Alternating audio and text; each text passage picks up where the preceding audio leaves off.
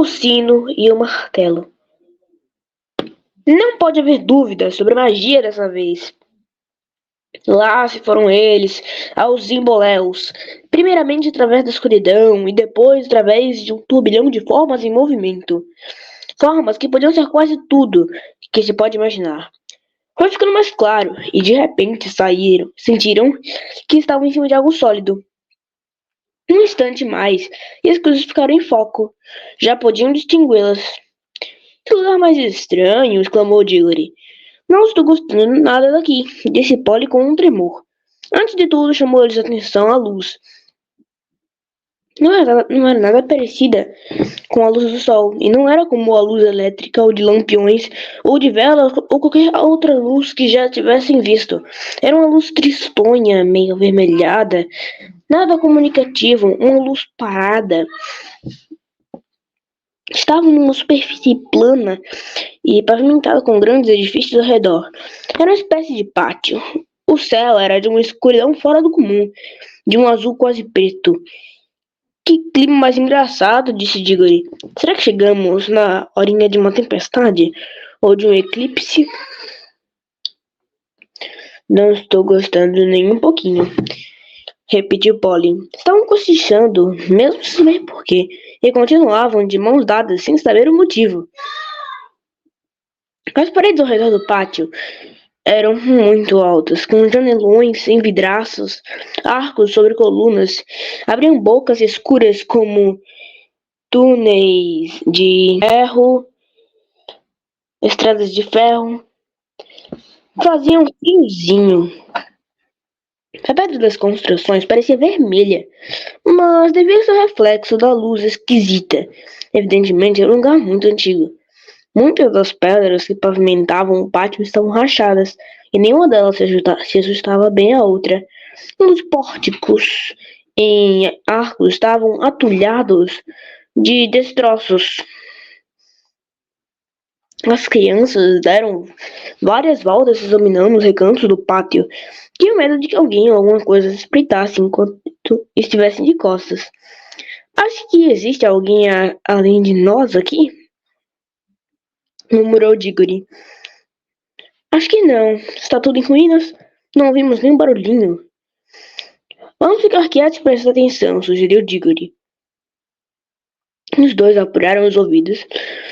Mas a única coisa que ouviram foi o bate-bate do coração. O lugar era, no mínimo, tão silencioso como o silencioso do bosque entre dois mundos. Mas era um silêncio diferente. A calma do bosque era cálida e cheia de vida. Quase se podia ouvir as árvores crescendo ali. No contrário, era um silêncio morto, gelado e vazio. Não dava para ver uma planta sequer crescendo. Vamos para casa, disse Polly. Mas não vimos nada, protestou Diggory. Já que estamos aqui, vamos dar uma espiadinha? Aposto que não há nada que interesse nesse lugar. Ora bolas, que graça tem encontrar um anel mágico que leva a gente a outros mundos se você tem medo quando chega lá e quer dar para trás. Quem está falando em dar para trás? Protestou Polly, largando a mão de Diggory. Só quis dizer que você não parece muito entusiasmada. Pois fique sabendo que vou aonde você for. Além do mais, a gente pode cair fora quando quiser. Vamos pôr os anéis verdes no bolso esquerdo. Não podemos esquecer que os amarelos são no bolso direito. Pode ficar com a mão pertinho do bolso, mas não meta o dedo lá dentro. É tocar no amarelo e sumir. Fizeram assim e caminharam para um pórtico enorme que dava para o interior de um dos edifícios. Quando chegaram perto, viram que lá dentro não era tão escuro quanto tinham pensado. A vasta sala apenumbrada estava vazia, mas no lado mais distante erguia-se uma fileira de colunas com arcos interligados. Dos arcos jorrava a mesma luz fatigante. Atravessaram o chão do salão com muito cuidado, temendo encontrar no chão um buraco, armadilha ou coisa pior. Quando, afinal, chegaram ao outro lado, cruzaram os arcos e se viram em outro pátio ainda maior.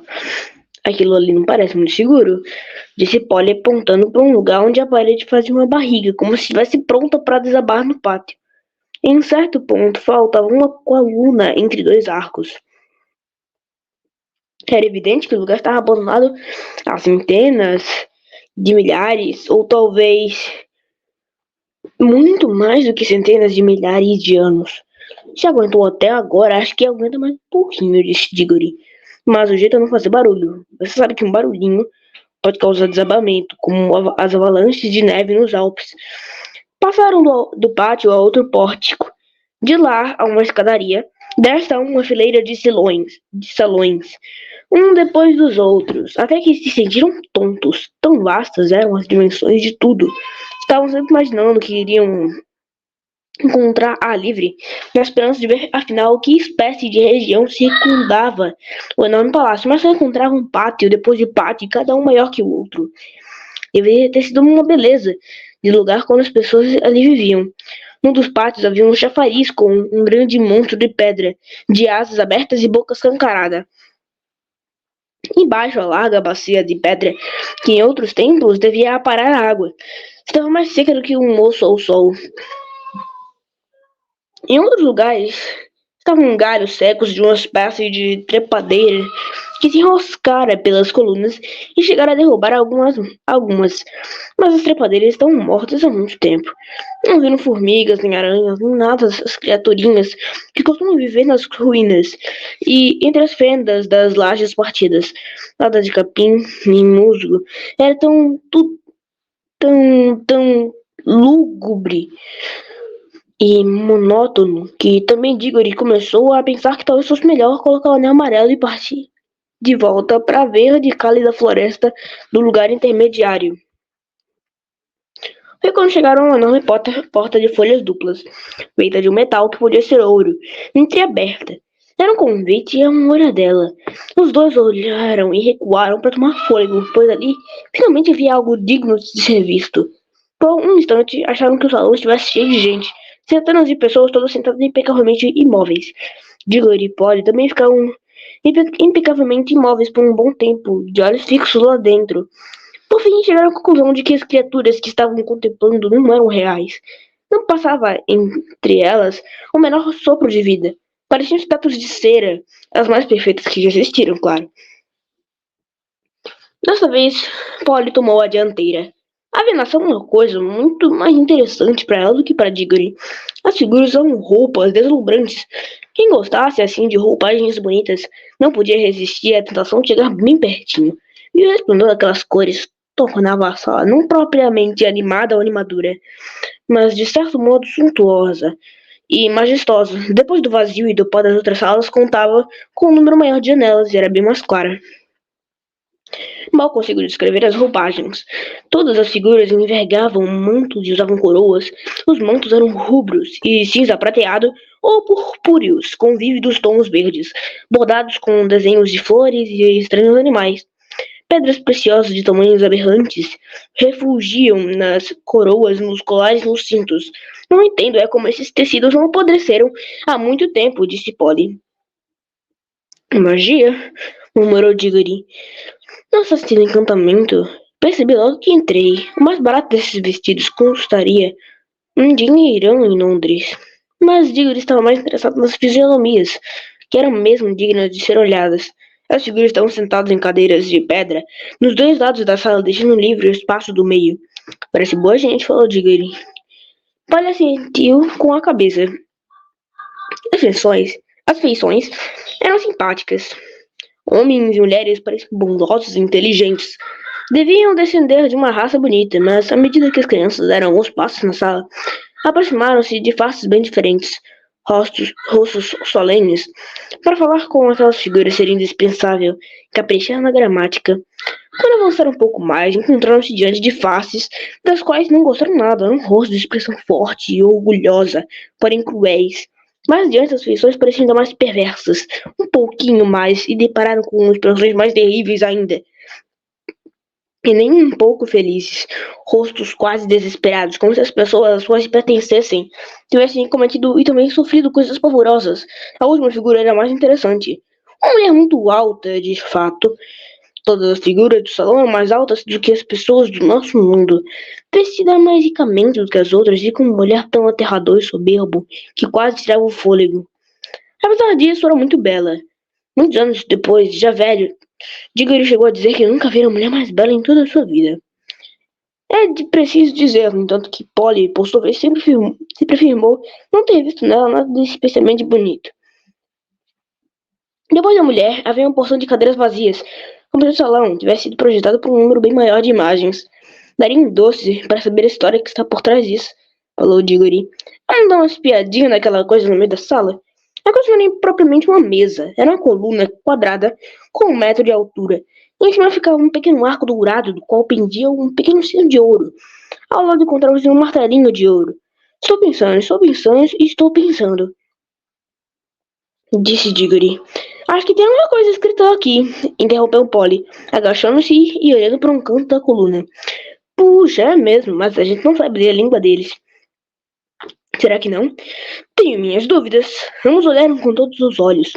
Eram de fato estranhos os caracteres sulcados na pedra, mas então o inesperado aconteceu. Embora o talhe dos caracteres não se alterasse, outros perceberam que aos poucos, à medida que olhavam, iam tornando-se capazes de entendê-los. O encantamento começava a agir. Logo sabiam o que estava escrito na coluna. O estilo devia ser melhor, mas o sentido dos dizeres era o seguinte: ousado aventureiro, decida de uma vez. Faça o sino vibrar e aguarde o perigo. Ou acabe louco de tanto pensar. Se eu tivesse tocado o sino, o que teria acontecido? Eu é que não entro nessa, disse Polly. Não quero ver perigo nenhum. Não adianta, Polly. Não está vendo que agora é tarde demais. Já caímos na coisa. A gente vai passar a vida pensando o que teria acontecido se tivesse tocado o sino. Eu é que não quero ficar louco pensando a vida inteira nisso. Eu não. E o pior, sem poder saber o que acontece. Não seja tão bobo. Que interesse podia ter... teria acontecido? Disse Polly. Quem chegou até este ponto não tem mais saída. Ou toca o sino ou fica maluco. É esse encantamento? Você não entende? Eu estou ficando empolgado e encantado. Não estou sentindo nada, disse Polly meio zangada. E nem acredito na sua empolgação. É fita sua. É porque você é mulher. Mulher só quer saber de intriga e fofoca sobre namoros. Você fica igualzinho a seu tio quando disse isso. Por que está fugindo do assunto? Estávamos falando sobre... Você está falando igualzinho a um homem, disse Polly, num tom de gente adulta. E acrescentou vivamente no seu próprio tom. E não vá de gente adulta. Que eu também falo como uma mulher. Não vá bancar relógio de repetição. Nunca me passaria pela cabeça chamar de mulher uma garotinha como você, disse Diggory com arrogância. Ah, quer dizer que eu sou uma garotinha? Polly agora estava mesmo furiosa. Pois não precisa se incomodar em acompanhar uma garotinha. Chega, estou cheio desse lugar e estou farta de você, seu bestalhão teimoso burro. Nada disso, gritou Diggory num tom ainda mais rude do que pretendia, pois acabaram de ver Polly enfiando a mão no bolso para agarrar o anel amarelo. De maneira nenhuma vou desculpar o que ele fez. Em seguida, só posso dizer que Diggory se arrependeu muito. Depois, antes que a mão de Polly chegasse ao bolso, ele agarrou-lhe o pulso, dando-lhe uma torcida, defendendo-se da outra mão. Dando-lhe uma torcida. Defendendo-se da outra mão da menina com o cotovelo, pegou um martelinho e deu no sino de ouro, uma bonita martelada. Depois soltou a pobre Polly e ficaram um olhando para o outro, respirando com dificuldade. Polly já começara a chorar, não de medo, nem mesmo de dor, mas de pura e forte raiva. Dentro de 2 segundos, no entanto, os acontecimentos iam varrer de seus corações quaisquer ressentimentos. Logo foi golpeado, o sino deu uma nota, doce nota que se podia esperar de um sino de ouro. Mas o som, em vez de ir morrendo, continuou mais forte. No fim de 1 minuto, eram 2 vezes mais forte do que no início. Daí a pouco, estava tão alto que eles, se em vez de permanecer de boca aberta, tivessem falado alguma coisa, não poderiam conversar e o som ficou mais forte, mais forte, mais forte. Sempre a mesma nota, ao mesmo tempo, suave e terrível. Por fim, todo o ar no salão vibrava com o som, e podiam perceber que as pedras tremiam sob seus pés. Em seguida, um outro som entrou na sala, um barulho confuso e desastroso, como um trem, ao longe a princípio. Depois, como o baque de uma árvore caindo. Finalmente, com um estadalhaço, uma boa parte do teto despencou. No fim do salão, grandes blocos de alvenaria desmoronaram em volta deles. As paredes tremeram. O ruído do sino parou. As nuvens de poeira sumiram. Tudo voltou à quietude.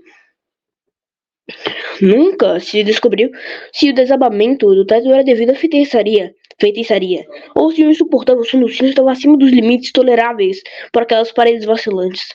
Que tal? Acho que agora você deve estar satisfeito, disse Polly, arquejante. Bom, de qualquer jeito já acabou. E pensaram que tinham acabado mesmo, mas nunca estiveram tão enganados em toda a vida deles. Nós terminamos o capítulo 4 das Crônicas de Nárnia.